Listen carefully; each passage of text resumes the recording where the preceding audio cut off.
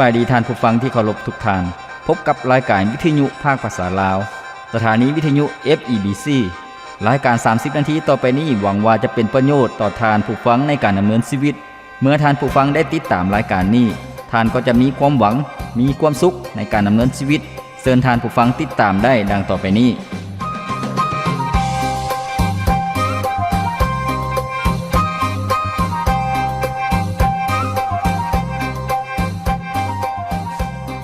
พระคำของพระเจ้าได้กล่าวไว้ว่าแต่ก่อนอื่นหมดเจ้าทั้งหลายจงแสวงหาราชอาณาจักรของพระเจ้าและความชอบธรรมของพระองค์แล้วพระองค์จะทรงเพิ่มเติมสิ่งทั้งปวงเหล่านี้ให้แก่พวกเจ้า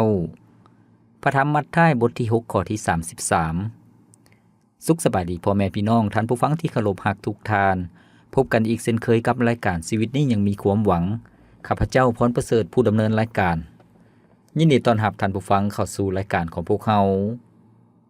ซึ่งรายการของพวกเรานั้นได้ออกอากาศทุกๆมื้อทางวิทยุท่านผู้ฟัง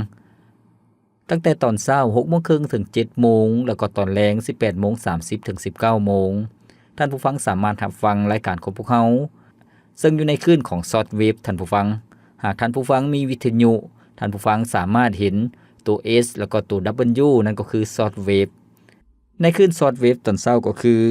97 95ท่านผู้ฟังแล้วก็ในตอนแรงก็คือ12095นั่นก็คือคลื่นซอฟต์เวฟของรายการของพวกเราท่านผู้ฟังสามารถรับฟังได้แล้วก็ที่ผ่านมารายการของพวกเรานั้นได้นำเสนอในหลายๆหัวข้อหลายๆภาคส่วนนอกจากฟังทั้งวิทยุแล้วรายการของพวกเรานั้นยังมีการไลฟ์สดผ่านทางอินเทอร์เน็ตท่านผู้ฟังก็คือใน YouTube แล้วก็ใน Facebook ใน Facebook เพียงแต่ท่านผู้ฟังพิมพ์เข้าไปคำว่า FEBC ภาษาอังกฤษท่านผู้ฟัง FEBC ลาวภาษาอังกฤษท่านผู้ฟังก็จะเห็นหน้าหรือว่าเห็นเพจของรายการของพวกเราท่านผู้ฟังสามารถรับฟังรายการของพวกเราตั้งแต่รายการทำอิฐจนถึงปัจจุบันนี้ซึ่งมี500กว่าหัวข้อแล้วท่านผู้ฟังเชื่อว่าแต่ละหัวข้อนั้นจะเป็นพระพรให้แง่คิดให้ความรู้ที่ดีสำหรับท่านผู้ฟังแล้วก็ในปัจจุบันนี้พวกเราได้เรียนรู้มาถึงภาคส่วนคำหนุนใจในหัวข้อต่างๆท่านผู้ฟังที่เคารพในมื้อที่ผ่านมาพวกเราได้รับฟังพระพรนำกันในหัวข้อที่บอกว่าพระเยซูเจ้าผู้ทรงดีเลิศท่านผู้ฟังซึ่งว่าจะเป็นบทเรียนเป็นพระพรสำหรับท่านผู้ฟังมื้อนี้เองพวกเราจะเรียนรู้ในหัวข้อใหม่จะได้รับพระพรในหัวข้อใหม่ซึ่งเป็นหัวข้อที่บอกว่ารับเหือแฮงจากพระเจ้าท่านผู้ฟังรับการเสริมเหือแฮงจากพระเจ้ารับการเสริมกำลังจากพระเจ้าเมื่อเว้าถึงกำลังก็คือว่าบ่ว่ากำลังกายกำลังใจเหือแฮงของพวกเราทุกอย่างล้วนแต่เป็นสิ่งที่สำคัญท่านผู้ฟังเคยได้เบิ่งรูปเงาหรือว่าหนังจีนในสมัยก่อนก็คือว่าหนังจีนกำลังภายในเบิ่งคือว่าคนผู้ใดผู้หนึ่งนั้นแม้แต่แม่หญิงหรือว่าคนเฒ่าคนแก่ท่านผู้ฟังหรือว่าผู้เฒ่าแต่ว่าหากคนนั้นมีกำลังภายในก็สามารถต่อสู้กับศัตรูได้ก็สามารถต่อสู้ชนะได้ท่านผู้ฟังศัตรูที่มาก่อกวนที่มาโจมตีถึงแม้ว่าจะมาหลายคนเป็นผู้ชายอันนั้นก็คือหนังที่เขาเจ้าแสดงเอาในชีวิตตัวจริงของพวกเราท่านผู้ฟังกำลังในชีวิตของพวกเราเป็นสิ่งที่สำคัญโดยเฉพาะกำลังภายในก็คือกำลังจิตใจของพวกเราหากใจของพวกเราบ่มีกำลังพวกเราก็จะรู้สึกอ่อนเพลียจะรู้สึกเมื่อยรู้สึกท้อถอยใจรู้สึกว่าปัญหาต่างๆนั้นหนักไปหมดท่านผู้ฟังทุกๆปัญหานั้นหนักไปหมดเฮ็ดให้พวกเขาอิดเมื่อยอ่อนแหงย่านกลัวบ่กล้าเผชิญหน้ากับปัญหาต่างๆได้นั่นก็คือกำลังที่อ่อนแอฉะนั้นเฮ็ดให้พวกเขานั้นโศกเศร้าหรือว่าเหงานอนท้อถอยใจหมดหวังเพราะว่าพวกเขาขาดกำลังดังนั้นท่านผู้ฟังที่เคารพมื้อนี้พวกเราจะรับพระพรนำกันเรียนรู้นำกันในหัวข้อที่บอกว่ารับการเสริมกำลังเหือแฮงจากพระเจ้าท่านผู้ฟังพวกเขาต้องรับกำลังรับเหือแฮงจากพระเจ้าพระองค์จะทรงเสริมกำลังพวกเขาพระคำของพระเจ้าที่พวกเขาจะมารับพระพรมื้อนี้ปรากฏอยู่ในพระธรรมเอสายาบทที่40ข้อที่27ถึงข้อที่31ท่านผู้ฟังซึ่งได้ปรากฏเรื่องราวและเนื้อในดังต่อไปนี้ชาติอิสราเอลเอ๋ยเป็นหยังพวกเจ้าจึงจมว่าพ พระเจ้ายาเวบ่ฮู้จักความเดือดร้อนของพวกเจ้าหรือบ่เบิ่งแยงพวกเจ้าและเฝ้ารักษาเมื่อถูกทนทุกข์เพราะความบ่ยุติธรรมนั้นพวกเจ้าตั้งบ่ฮู้พวกเจ้าตั้งบ่ได้ยินบ่พระเจ้ายาเวคือพระเจ้าเป็นอยู่สืบไปเป็นนิจพระองค์เป็นผู้สร้างสรรพทุกสิ่งอยู่ในโลกพระองค์บ่เคยกล่าวว่าพระองค์อ่อนแรงจักเทื่อหรือพระองค์อิดเมื่อยแต่ประการใดเลยบ่มีผู้ใดเข้าใจความคิดของพระองค์ได้พระองค์เสิร์ชสู่กำลังผู้ที่อิดเมื่อยอ่อนแรงและให้ความเข้มแข็งแก่ผู้ที่ขาดกำลังแม้นแต่ผู้ที่หนุ่มน้อยก็ยังอ่อนแรงคนหนุ่มล้มลงเพราะตนหมดแรงได้แต่พวกที่รอคอยไว้วางใจในพระเจ้ายาเวจะได้รับการเสริมกำลังเหือแหงขึ้นใหม่พวกเขาจะบินขึ้นด้วยปีกดังนกอินทรีบินไปพวกเขาจะแล่นได้และบ่อิดเมื่อยอ่อนแหงพวกเขาจะย่างไปและบ่อ่อนเพลียลงอีกท่านผู้ฟังที่เคารพนี่ก็คือเนื้อในจากพระธรรมเอสยาห์บทที่40ข้อที่27ถึงข้อที่31ท่านผู้ฟังในเวลานี้พระเจ้ากำลังถามชนชาติอิสราเอลที่เขาเจ้าจมว่าพระเจ้าปะทิ่มเขาเจ้าแล้วพระเจ้าบ่ได้เบิ่งแยงพระเจ้าบ่ได้เฝ้ารักษาพวกเขาเจ้าท่านผู้ฟังเพราะว่าชนชาติอิสราเอลนั้นถูกศัตรูมาเบียดเบียนและเขาเจ้านั้นก็บ่มีความหวังบ่มีเหือแหงบ่ฮู้ว่าจะไปพึ่งไผท่านผู้ฟังแต่ว่าพระเจ้ากำลังกล่าวกับเขาเจ้าว่าพระองค์ทรงเป็นพระเจ้าผู้ทรงมีชีวิตอยู่เป็นผู้สร้างสรรพทุกสิ่งทั้งปวงและเหือแหงของพระองค์กำลังของพระองค์บ่มีจำกัดจักเทื่อท่านผู้ฟังขอบพระคุณพระเจ้าให้พวกเรามาเรียนรู้นำกันในหัวข้อที่บอกว่ารับการเสริมกำลังเหือแหงจากพระเจ้าข้อที่1ให้พวกเราเบิ่งท่าทีของประชากรของพระเจ้าดังที่พวกเราได้เว้าไปแล้วนั้นในข้อที่27ท่านผู้ฟังประชากรของพระเจ้านั้นเขาเจ้าคิดว่าพระเจ้าบ่ได้สนใจชีวิตของเขาเจ้าพระเจ้าเบิ่งข้ามชีวิตของเขาเจ้าพระเจ้าบ่เห็นความทุกข์ชีวิตของเขาเจ้าก็มีความท้อถอยใจท่านผู้ฟังชีวิตของคนเฮาก็เช่นเดียวกันทั้งที่พวกเฮาเชื่อวางใจในพระเจ้าแต่เมื่อพวกเฮาพบกับความทุกข์ยากลำบากพวกเฮาชีวิตของพวกเฮามีความยุ่งยากเกิดขึ้นมีปัญหาเกิดขึ้นพวกเฮาก็มีความสงสัยแล้วก็ตำค่อยน้อยใจให้กับพระเจ้าว่าพระองค์บ่ได้เบิ่งชีวิตของพวกเฮาพระองค์ทรงเบิ่งข้ามชีวิตของพวกเฮาท่านผู้ฟังในความเป็นจริงแล้วพระเจ้าทรงเห็นพระองค์ทรงฮู้พระองค์ทรงฮู้จักในความเป็นจริงแล้วพระเจ้าทรงเห็นพระองค์ทรงฮู้จักและเข้าใจสภาพการที่พวกเฮาประเสริญอยู่ท่านผู้ฟังสิ่งที่2ก็คือชนชาติอิสราเอลก็คือประชากรของพระเจ้าในสมัยนั้นพวกเขาเจ้าคิดว่าพระเจ้าจะบ่ได้ช่วยเหลือพวกเขาอีกต่อไปแล้วชีวิตของเขาเจ้าจึงหมดความหวังเมื่อหมดความหวังแล้วก็บ่มีเหือแหงหยังเกิดขึ้นมีความอ่อนแอภายในจิตใจท่านผู้ฟังรู้สึกท้อถอยใจแต่ว่าในจุดนี้เมื่อประชากรของพระเจ้าพบกับความทุกข์ยากลำบากถึงแม้ว่าประชากรของพระเจ้ายังสงสัยในพระเจ้าแต่การตอบสนองของพระเจ้าพระองค์ทรงตอบสนองแนวใดท่านผู้ฟังสิ่งทำอิฐก็คือว่าพระองค์ได้ชี้ให้เขาเจ้าได้เห็นสิ่งที่พระองค์ทรงเป็นท่านผู้ฟังในข้อที่28ได้บอกว่าพวกเจ้าตั้งบ่ฮู้พวกเจ้าตั้งบ่ได้ยินบ่พระเจ้ายาเวคือพระเจ้าอยู่สืบไปเป็นนิจพระองค์เป็นผู้สร้างสรรพทุกสิ่งอยู่ในโลกเฮาพระองค์บ่เคยกล่าวว่าพระองค์อ่อนแรงจักเทื่อหรือพระองค์อิดเมื่อยแต่ประการใดเลยบ่มีผู้ใดเข้าใจความคิดของพระองค์ได้แม่นแล้วท่านผู้ฟังการตอบสนองของพระเจ้าก็คือว่าพระองค์ทรงเป็นพระเจ้าที่ดำรงอยู่ตลอดไปเป็นนิจท่านผู้ฟังพระองค์ทรงเป็นพระเจ้าผู้ทรงอยู่เหนือกาลเวลาอยู่เหนือประวัติศาสตร์ท่านผู้ฟังพระเจ้าทรงเป็นพระเจ้าผู้ทรงอยู่เหนือทุกสิ่งทุกอย่างนั่นก็คือพระเจ้าที่เป็นเจ้าของชีวิตของพวกเขาแล้วก็พระเจ้าทรงเป็นพระผู้สร้างพระองค์ทรงสร้างโลกนี้สร้างจักรวาลนี้เมื่อพระองค์ทรงเป็นพระเจ้าผู้สร้างพระองค์ก็ทรงเป็นพระเจ้าผู้ทรงมีสติปัญญาเป็นพระเจ้าผู้ทรงฮู้จักทุกสิ่งทุกอย่างเมื่อพระองค์ทรงเป็นพระเจ้าพระผู้สร้างแสดงว่าเป็นพระเจ้าผู้ทรงบ่ได้ถูกจำกัดท่านผู้ฟัง ระองค์ทรงสร้างพระเจ้าทรงเป็นพระผู้สร้างบ่เพียงแต่สร้างจักรวาลสร้างโลกนี้เท่านั้นพระองค์ยังทรงสร้างสัตว์ทั้งปวงแล้วก็สร้างคนเฮาด้วยฉะนั้นจึงบ่แปลกใจที่พระเจ้าทรงรู้จักพวกเฮาและเข้าใจพวกเฮาเพราะว่าพระองค์ทรงเป็นผู้ออกแบบชีวิตของพวกเฮาท่านผู้ฟังพระเจ้าบ่เพียงแต่เป็นพระผู้สร้างเท่านั้นพระองค์ยังทรงเป็นพระเจ้าผู้ทรงมีอำนาจสูงสุดบ่จำกัดซึ่งพระคัมภีร์ได้บอกว่า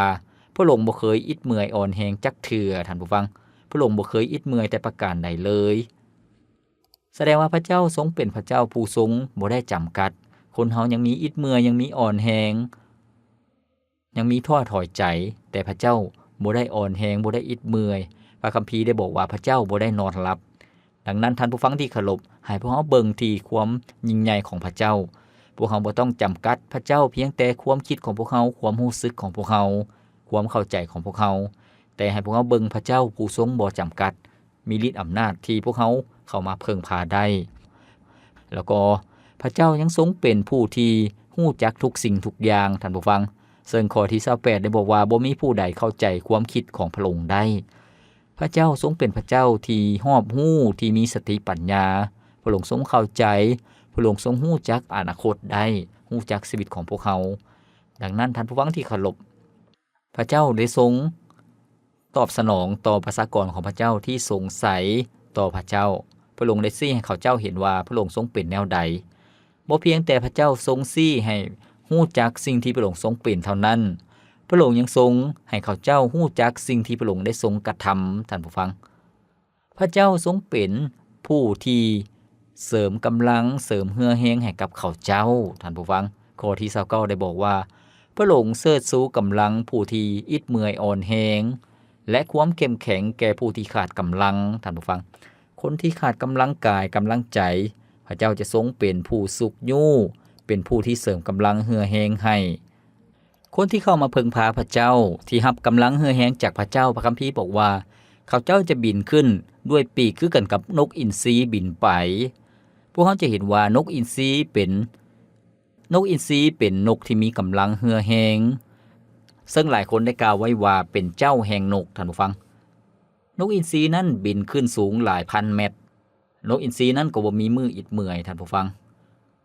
สิ่งที่พระเจ้าทรงกระทำพระองค์ทรงเสริมกำลังเหือแฮงให้คนนั้นก้าวเดินไปด้วยเหือแฮงกำลังไปได้ไกลไปได้ดนแล้วก็มีความทนทานท่านผู้ฟังซึ่งข้อที่31ได้บอกว่าพวกเขาจะแล่นได้และบ่อิดเมื่อยอ่อนแฮงพวกเขาจะย่างไปและบ่อ่อนเพลียลงอีกแม่นแล้วท่านผู้ฟังกำลังที่ได้รับจากพระเจ้านั้นเป็นกำลังที่บ่จำกัดพระเจ้าจะให้พวกเขานั้นต่อสู้ผ่านพากับความทุกข์ยากลำบากที่พวกเขากำลังประเสริญอยู่ในโลกนี้ให้พวกเขาบ่ได้ท้อถอยใจพระองค์จะทรงให้กำลังพวกเขานั่นก็คือสิ่งที่พระองค์ทรงกระทำให้พวกเขามาเบิ่งนำกันพระสัญญาของพระเจ้าอยู่ในพระธรรมเอสายาห์บทที่41ข้อ10ได้กล่าวไว้ว่าเพราะเฮาอยู่กับพวกเจ้าฉะนั้นอย่าสุย่านกลัวอย่าสุย่านสิ่งใดๆเฮาคือพระเจ้าของพวกเจ้าเฮาจะช่วยเหลือให้พวกเจ้าได้เข้มแข็งเฮาจะปกปักรักษาช่วยพวกเจ้าให้พ้นแม่นแล้วท่านผู้ฟังพระเจ้าทรงสัญญาว่าพระองค์จะทรงอยู่กับพวกเขาเสริมกำลังเหือแฮงให้กับพวกเขาบ่ต้องย่านกลัวท่านผู้ฟังพระเจ้าทรงเป็นพระเจ้าผู้ทรงเสริมกำลังเหือแฮงให้กับพวกเขาถึงแม้ว่าอุปสรรคปัญหาเรื่องราวความทุกข์ยากลำบากที่เกิดขึ้นปัญหาที่พวกเขาพบพ่อมันจะยิ่งใหญ่มันจะอันตรายส่ำใดให้พวกเขาบ่ต้องย่านกลัวพระเจ้าจะทรงอยู่กับพวกเขาเสริมกำลังพวกเขาและช่วยเหลือพวกเขาให้ผ่านพ้นไปได้ขอบพระคุณพระเจ้าท่านผู้ฟังที่เคารพมื้อนี้พวกเรากำลังรับฟังนำกันในหัวข้อที่บอกว่ารับการเสริมกำลังเหือแฮงใหม่จากพระเจ้าท่านผู้ฟังพวกเราได้เรียนรู้แล้วพระเจ้าทรงตอบสนองต่อประชากรของพระเจ้าที่กำลังสงสัยที่อิดเมื่อยอ่อนแฮงพระองค์บอกว่าให้เบิ่งสิ่งที่พระองค์ทรงเป็นพระองค์ทรงเป็นแนวใดพระองค์บอกว่าให้เบิ่งสิ่งที่พระองค์ทรงเฮ็ดพระองค์ทรงเฮ็ดหยังแด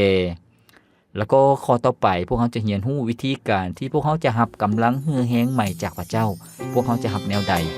ให้พวกเขาพักฟังเพลงจากรายการพวกเขาก่อนจัก1เสียงเพลงแล้วพวกเขาจึงมารับฟังวิธีการรับกำลังเหือแฮงในช่วงต่อไป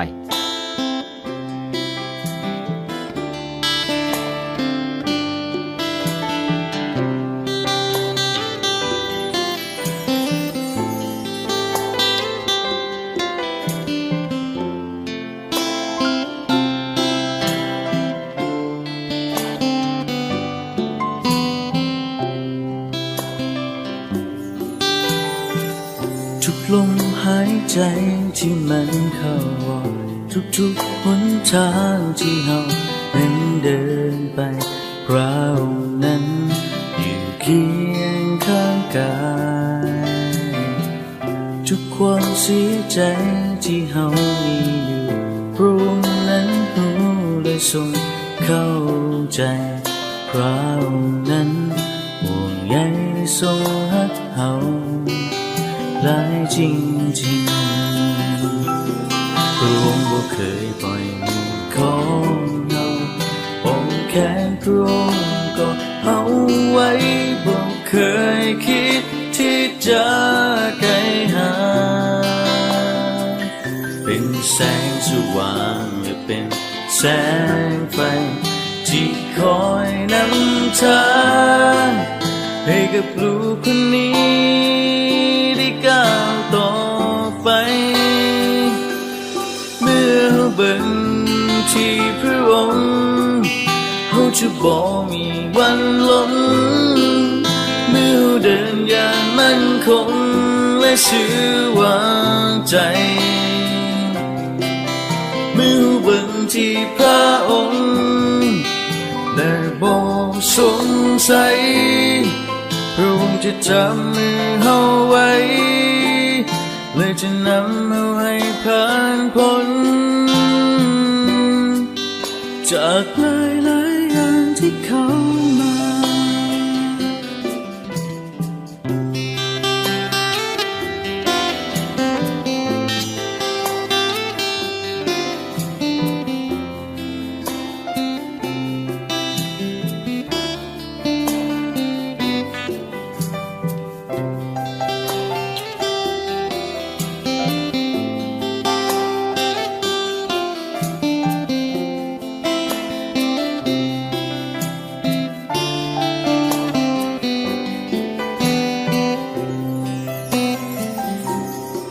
พระองค์บ่เคยปล่อยมือของเฮา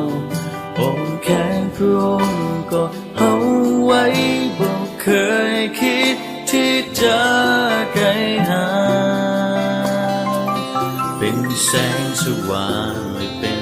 แสงไฟที่คอยนำทางให้กับลูกคนนี้ได้ก้าวต่อไปเมื่อเราเบิ่งที่พระองค์เราจะบ่มีวันล้มเมื่อเราเดินอย่างมั่นคงและเชื่อวางใจเมื่อเราเบิ่งที่พระองค์และบ่สงสัย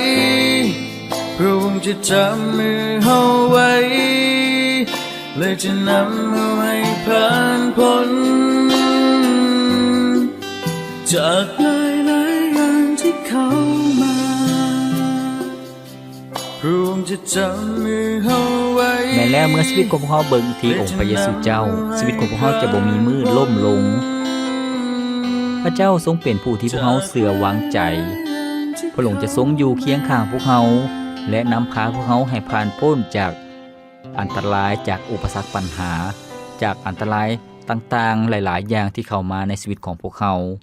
ดังบทเพลงที่พวกเขาได้ฟังไปแล้วนั่นพระองค์ทรงอยู่เคียงข้างพวกเขาท่านผู้ฟังที่เคารพมื้อนี้พวกเขากำลังรับพระพรในหัวข้อที่บอกว่ารับการเสริมกำลังเหือแหงใหม่จากพระเจ้าท่านผู้ฟังซึ่งในช่วงที่ผ่านมาพวกเขาได้เรียนรู้นำกันแล้วพระเจ้าทรงเป็นพระเจ้าแนวใดพระองค์ทรงเฮ็ดอย่างใดให้พวกเขามาเรียนรู้วิธีการท่านผู้ฟังที่พวกเขาจะรับเหือแหงจากพระเจ้ารับการเสริมกำลังที่มาจากพระเจ้าจะมีวิธีการแนวใดก็คือว่าพวกเขาต้องพักสงบแล้วก็รอคอยท่าพระเจ้าท่านผู้ฟังวิธีการที่พวกเขาจะรับกำลังเหือแหงจากพระเจ้าก็คือว่าให้พวกเขาพักสงบหยุดนิ่งแล้วก็รอคอยท่าการเสริมกำลังจากพระเจ้าเท่านั้นการพักสงบนั้นจะเฮ็ดให้พวกเขานั้นมีสติจะเฮ็ดให้ชีวิตของพวกเขานั้นบ่สับสนวุ่นวายบ่กังวลบ่อุกอังใจท่านผู้ฟังการพักสงบในพระเจ้านั้นจะเฮ็ดให้พวกเขานั้นได้สติแล้วก็ไว้วางใจในพระเจ้าพวกเขาจะเห็นว่าเมื่อคนเฮาพบพ่อกับสถานการณ์ที่คาดบ่ถึงเกิดขึ้น เหตุการณ์ให้ห้ายต่างๆเกิดขึ้นหากพวกเขาบ่มีสติพวกเขาก็จะเฮ็ดสิ่งที่ผิดพลาดพวกเขาก็จะเว้าสิ่งที่ผิดพลาดพวกเขาก็ตัดสินใจสิ่งที่ผิดพลาดดังนั้นสติเป็นสิ่งที่สำคัญพระคำของพระเจ้าอยากให้พวกเขาพักสงบท่านผู้ฟังซึ่งในพระธรรมเอสยาห์บทที่40ข้อที่31ได้กล่าวไว้ว่าแต่พวกที่รอคอยไว้วางใจในพระเจ้ายาเวห์จะได้รับการเสริมกำลังเหือแหงขึ้นใหม่แม่นแล้วท่านผู้ฟังพระคัมภีร์บอกว่าคนที่รอคอยไว้วางใจในพระเจ้ายาเวห์แสดงว่าเป็นคนที่เพิ่งพาพระเจ้าเบิ่งที่พระเจ้าท่านผู้ฟังบ่ได้เพิ่งพาสติปัญญาของตนเอง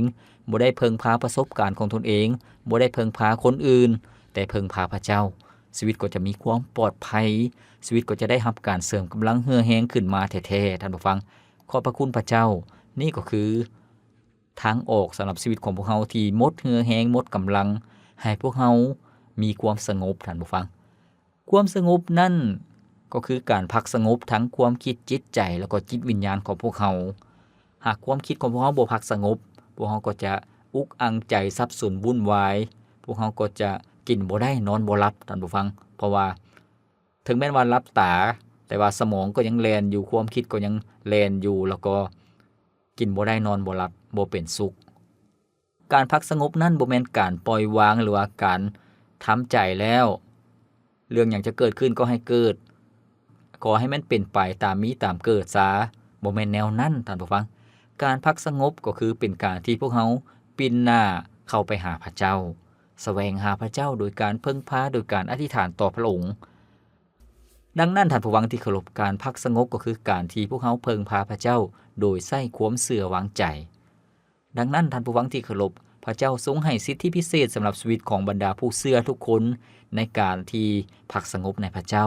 พวกเขาอาจจะพลีกตัวออกมาไปอธิษฐานต่อพระเจ้าอยู่ในห้องนอนอยู่ในบอนที่เงียบๆก็ได้ท่านผู้ฟังเพื่อพวกเขาจะพักสงบแล้วก็คือตึกตองว่าพระเจ้าจะให้พวกเขาเฮ็ดแนวใดท่านผู้ฟังแล้วก็ให้พวกเขารอคอยท่าพระเจ้าการพักสงบคือการที่พวกเขาให้ความคิดจิตใจให้ท่าทีของพวกเขานั้นสงบลงฟังเบิ่งพระเจ้าว่าจะกล่าวหยังกับพวกเขาพระเจ้าจะให้พวกเขาตัดสินใจแนวใดการพักสงบในพระเจ้าก็คือการรอคอยท่าพระเจ้าการรอคอยท่าการช่วยเหลือที่มาจากพระเจ้าด้วยความหวังใจว่าเวลาของพระเจ้านั้นถูกต้องเสมอวิธีการของพระเจ้านั้นถูกต้องเสมอท่านผู้ฟังดังนั้นให้พวกเรารับเหือแหงกำลังใหม่จากพระเจ้าพระเจ้าทรงมีพระสัญญาท่านผู้ฟังที่จะทรงเสริมกำลังให้กับพวกเขาในพระคัมภีร์ใหม่ในพระธรรม2เธสะโลนิกบทที่3ข้อที่3ได้กล่าวไว้ว่าแต่องค์พระผู้เป็นเจ้าทรงสัตย์ซื่อพระองค์จะเฮ็ดให้พวกเจ้าเข้มแข็งขึ้นทั้งจะรักษาพวกเจ้าให้พ้นจากมารชั่วร้ายด้วยแม่นแล้วท่านผู้ฟังพระเจ้าทรงสัตย์ซื่อพระองค์จะทรงเฮ็ดให้พวกเขานั้นมีความเข้มแข็งสามารถผ่านพาต่อความทุกข์ยากลำบากต่อปัญหาต่างๆที่เกิดขึ้นบ่เพียงแต่เท่านั้นพระเจ้ายังให้พวกเขานั้นมีชัยชนะเหนือผีมารชั่วร้ายที่มาเบียดเบียนพวกเขา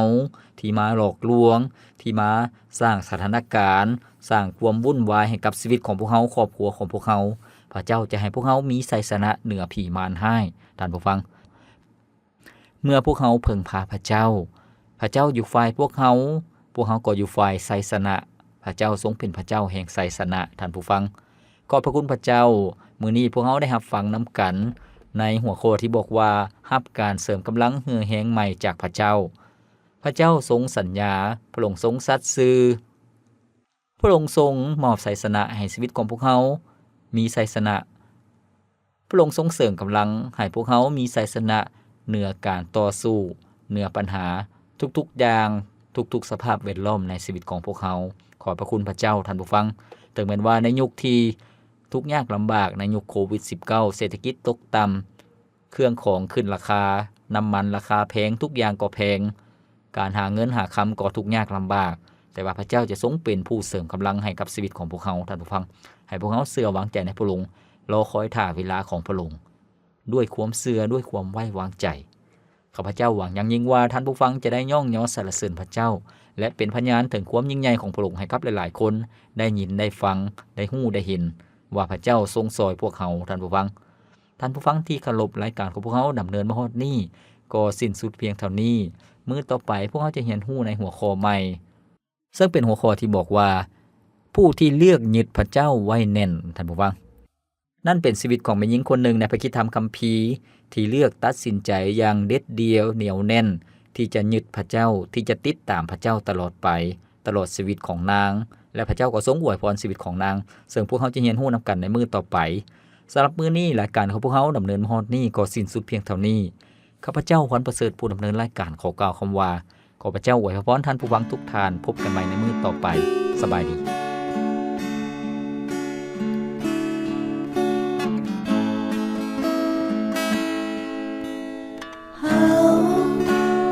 วอนและอธิษฐานถึงเมืองลาวที่แห่งนี้ที่เป็นบ้านเฮาอยากจะเห็นถึงพระพรที่หลั่งไหลลงท่วมแผ่นดินให้คนได้เห็นความรักของพระเยซูให้ชีวิตของเฮานั้นเป็นพระพรแด่พี่น้องลาวสู่ลาวคนบ้านเดียวกัน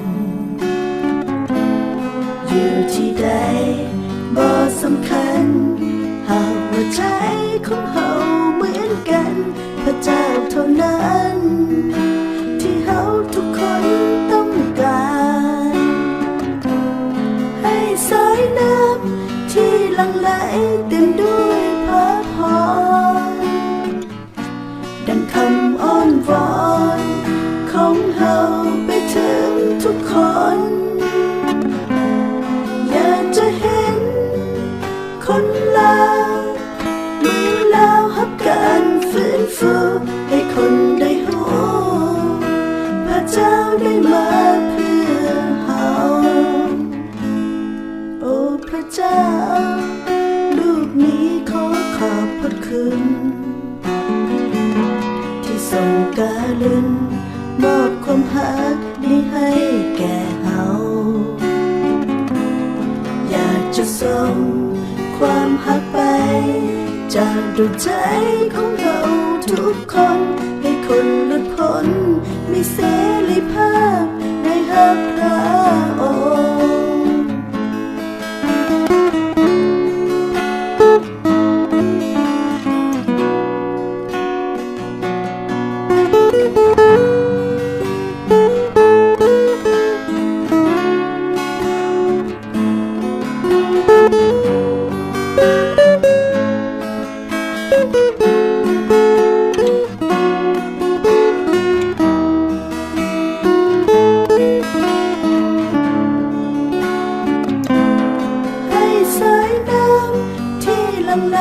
เต็มด้วยพระพรดังคำอ้อนวอนของเฮาไปถึงทุกคนอยากจะเห็นคนลาวเมืองลาวฮับกันฟื้นฟูให้คนได้รู้พระเจ้าได้มาเพื่อเฮาโอ้พระเจ้าลูกนี้ขอขอบพระคุณที่ทรงกรุณามอบความรักนี้ให้แก่เฮาอยากจะส่งความรักไปจากดวงใจของเฮาทุกคนให้คนหลุดพ้นมีเสรีภาพในฮักพระองค์ให้คนหลุดพ้น